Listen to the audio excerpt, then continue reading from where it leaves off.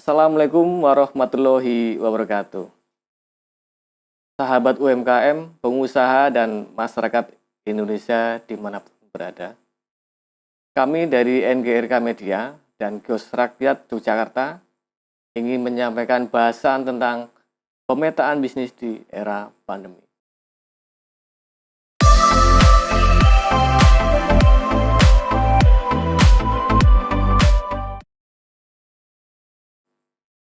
Bahasan ini akan mencoba menjelaskan secara runut pertama fenomena awal pandemi COVID-19, kemudian fenomena global pandemi COVID-19, dampak global pandemi COVID-19 terhadap ekonomi dan sosial, dampak pandemi COVID-19 terhadap UMKM Indonesia, pemetaan bisnis di era pandemi, rencana kelangsungan bisnis, program jangka pendek selama pandemi, dan tips-tips UMKM untuk bertahan di era COVID-19.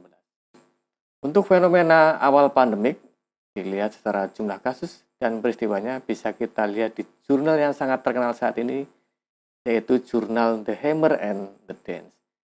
Kalau kita lihat jurnal ini, maka akan ada dua gunungannya. Gunungan pertama adalah gunungan besar, yang namanya The Hammer. Gunungan kecil adalah gelombang kedua COVID-19 yang dinamakan The Dance.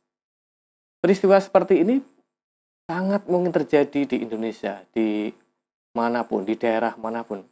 Peristiwa ini terjadi di Wuhan, dan di Indonesia kita tahu bahwa saat ini telah menyebar The Hammer and the Dance di Indonesia.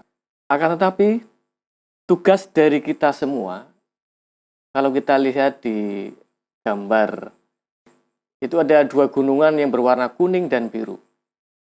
Di dalam gambaran ini, tugas kita yang terbesar adalah flatten the curve, yaitu mengurangi jumlah kurva kasus dengan menjaga juga kemampuan pelayanan kesehatan. Kalau kita lihat di grafik bagian ini, ada garis putus merah mendatar. Garis miring merah ini adalah korban yang tidak bisa dilayani akibat COVID-19 ya, kalau kita lihat di garis miring. Tapi kalau kemampuan pelayanan jasa kesehatan itu bisa dilihat di garis merah mendatar. Dan kita tugasnya adalah menurunkan kurva besar ini menjadi kurva yang seperti gunungan biru sehingga jumlah kasus menurun.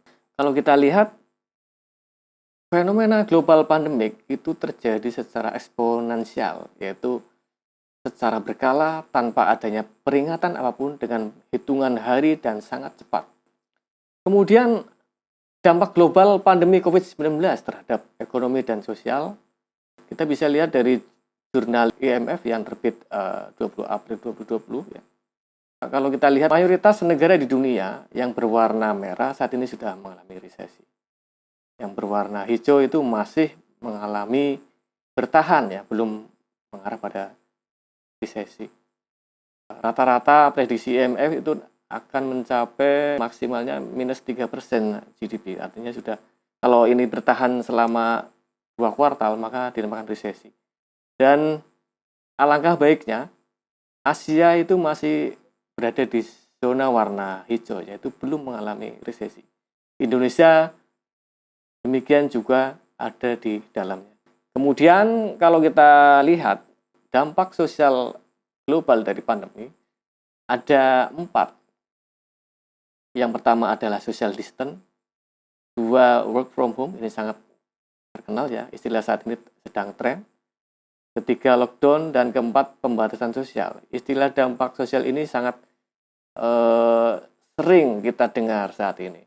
Dan kemudian dampak pandemik terhadap ekonomi Indonesia bisa kita lihat dari grafik ini. Kita melihat awal dari tahun 80 sampai 2020 ya. Di mana di gambar tersebut di tahun 98-an kita bisa melihat ada semacam palung ya. Ini kalau dalam ekonomi dinamakan kurva V ya. Turun kemudian resesi, naik cepat ke atas. Dampak ekonomi pandemi terhadap negara terkena COVID lainnya bisa kita lihat dampak ekonomi terhadap negara-negara lainnya. Indonesia bisa kita lihat paling atas di posisi 0,5%. Sementara negara lain selain Indonesia dan India bisa kita lihat semua sudah mengalami minus GDP. India di posisi 1,9% masih positif, Iran minus 6%, Italia minus 9,1%, Korea minus 1,2%, Malaysia minus 1,7%, Filipina 0,6%, Singapura minus 3,5%, Amerika minus 5,9%. Dan di antara negara-negara ini yang di Asia masih dalam kategori negara yang belum mengalami minus ya. Kalau di luaran yang Asia bisa kita lihat sudah mengalami minus. Bagaimana kemudian kita melihat ke depan untuk resesi atau goncangan ekonomi, kita lihat kisarannya seperti apa. Menurut Harvard Business Review, ada 3 jenis kurva resesi. Yang pertama adalah kurva V. Adalah kurva resesi di mana pertumbuhan akhirnya akan cepat naik atau rebound. Ya, kita lihat peristiwa itu terjadi di Indonesia pada tahun 98-an. Ya. Kemudian kurva U adalah kurva resesi di mana pertumbuhan naik agak lama. Ya. Naiknya agak lama. Kemudian yang ketiga adalah kurva L, adalah kurva resesi yang paling buruk, di mana terdapat kerusakan real yang parah. Mungkin ini terjadi di Iran dulu ketika masa revolusi Iran. Mendengar dari Menteri Keuangan Sri Mulyani bersama Komite Stabilitas Sektor Keuangan KSSK yang terdiri dari Kemenkeu, BI, OJK, dan LPS melakukan assessment untuk memperkirakan skenario berat dan terberat yang mungkin akan kita hadapi akibat dari dampak COVID-19 pada ekonomi Indonesia. Untuk pertumbuhan PDB itu diprediksi kalau berat ya 2,3, sangat berat minus 0,4% ya. Dan untuk nilai tukar rupiah di kategori berat 17,5, sangat berat 20.000. Sementara di inflasi berat itu 3,9 dan sangat berat 5,1%. Untuk antisipasi pada skenario terburuk, Presiden Joko Widodo pada tanggal 1 April 2020 telah menandatangani Perpu tentang Kebijakan Keuangan Negara dan Stabilitas Sistem Keuangan, di mana diputuskan pemerintah menambah belanja dan pembiayaan anggaran untuk menangani dampak COVID-19 yaitu sebesar 405,1 triliun. Di mana prioritasnya pertama kesehatan, diberikan insentif tenaga medis dan belanja penanganan kesehatan 7,75 triliun rupiah. Pelindungan sosial, social safety net 110 triliun. Dukungan kepada industri yaitu pajak bea masuk, kredit usaha rakyat 70,1 triliun rupiah.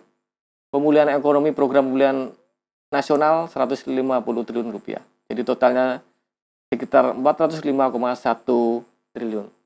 Terkait dukungan untuk pelaku usaha mikro dan kecil, pertama tujuannya untuk mempertahankan kelangsungan usaha UMKM, stimulusnya berupa penundaan angsuran pokok dan bunga semua skema selama 6 bulan untuk kredit usaha rakyat atau KUR yang terkena dampak COVID-19. Ketiga, beban akibat penundaan bunga dan pokok KUR selama 6 bulan menjadi tanggungan pemerintah dengan alokasi anggaran sebesar 6,1 triliun rupiah. Dan terakhir, penundaan pembayaran akan diikuti dengan relaksasi ketentuan KUR sejalan ketentuan restrukturisasi kredit sebagaimana diatur dalam peraturan OJK. Maka dari itu, teman-teman UMKM dan pengusaha sekalian di Indonesia, dimanapun Anda berada, apabila kita coba melakukan pemetaan bisnis di era pandemi, kita bisa melihat bagian dari decoding the economic of COVID-19, di mana di situ ditampilkan ada potensial loser dan potensial winner. Kalau kita melihat segmentasi bisnis di era pandemi, kalau ada segmen usaha di wilayah merah itu, misal yang paling parah mengalami dampak COVID-19, itu adalah pariwisata, transportasi, otomotif, konstruksi, manufaktur. Kemudian yang di tengah-tengah ada jasa finansial, pendidikan, oil dan gas. Yang memungkinkan sementara ini yang masih bisa bertahan di era COVID-19, ada potential winner ya.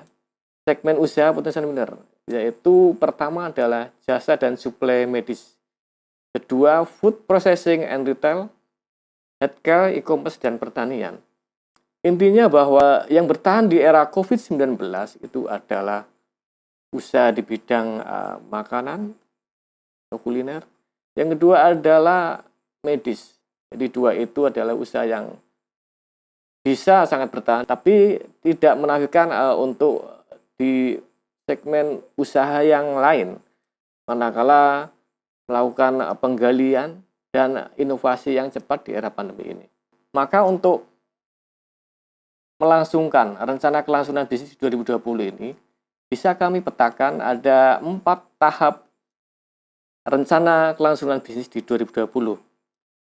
Apabila kita petakan, ada tahapan sebelum COVID-19, masa COVID-19, recovery, dan new normal. Di era new normal, masyarakat cenderung sangat terbuka. Di sesi apakah Indonesia saat ini? New normal atau sesi yang lainnya ya?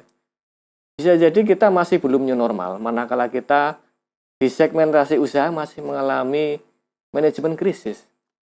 Tapi apabila usaha kita sudah mencapai pada tahap rebound yang cepat, bisa dikatakan kita sudah mengalami new normal. Di sesi apakah tahapan bisnis Anda masih mengalami manajemen krisis atau new normal? Itu tergantung dari konteks situasi dan usaha yang Anda alami. Usulan program jangka pendek selama pandemi COVID-19. Ada tiga wilayah besar program yang bisa kita usulkan dalam jangka pendek selama era COVID-19 kepada para UMKM di Indonesia. Pertama, di bidang keuangan yang paling utama, yaitu melakukan efisiensi atau pemotongan biaya. Kedua, skala prioritas pengeluaran, menunda investasi yang tidak liquid, negosiasi ulang pembayaran dengan bank atau supplier, temukan sumber pembiayaan yang cepat. Nah, di sesi keuangan ini Anda harus melakukan hal-hal tersebut. Lihat di sesi pemasaran, di mana di situ bisa kita lakukan. Pertama, desain target pemasaran baru selama krisis. Karena pelanggan Anda bisa jadi sudah berubah atau pelanggan Anda bisa jadi terdampak COVID, sehingga harus diinventory ulang. Kemudian lakukan pemasaran secara online. Dan pilih peta bisnis yang bisa bertahan di masa COVID-19 apabila itu memungkinkan. Seperti yang tadi saya sampaikan, the winner and the loser itu harus diidentifikasi. Kemudian akan masuk ke wilayah SDM. Di wilayah SDM ini kita bisa melakukan evaluasi SDM dan biayanya. Kita lakukan protokol COVID-19 agar pelanggan yang mau beli atau mengkonsumsi produk kita itu yakin terhadap produk kita. Kemudian melakukan motivasi SDM dengan baik, kita meyakinkan mereka dengan komunikasi yang baik. Optimalisasi SDM unggul atau menggunakan SDM yang tanggap dan siap dalam era new normal. Kemudian setelah kita lakukan beberapa hal di atas, kita lakukan persiapan new normal. Maka teman-teman UMKM dimanapun Anda berada, kami usulkan tips-tips UMKM untuk bertahan di masa pandemi COVID-19. 1. Fokus pada kebutuhan konsumen dan peta bisnis yang mendukung. 2. Terus berinovasi dan berkreasi pada produk atau jasa termasuk dengan IT. 3. Meningkatkan daya tahan ketika krisis melanda. 4. Tidak boleh cepat berpuas diri karena persaingan akan semakin keras. 5. Jaga hubungan baik dengan vendor, supplier, dan distributor. Yang 6. UMKM berkolaborasi sebagai sarana mengembangkan jejaring dan bisnis. Dan yang terakhir, berkolaborasi dengan perbankan sebagai mitra strategis untuk sumber pembiayaan, informasi, dan pendampingan pengembangan usaha. Pemirsa yang bahagia, dengan adanya pandemi COVID-19 saat ini, saatnya kita membeli produk bangsa sendiri, produk UMKM. Kita tidak perlu membeli banyak produk asing, belilah produk bangsa sendiri, produk UMKM. Dari kita, oleh kita, untuk kita membela UMKM. Karena kita tahu UMKM itu jumlahnya 99% dari jumlah total usaha di Indonesia, di mana menyumbang 60,34% dari PDB nasional. Mari kita berjuang bersama dengan UMKM.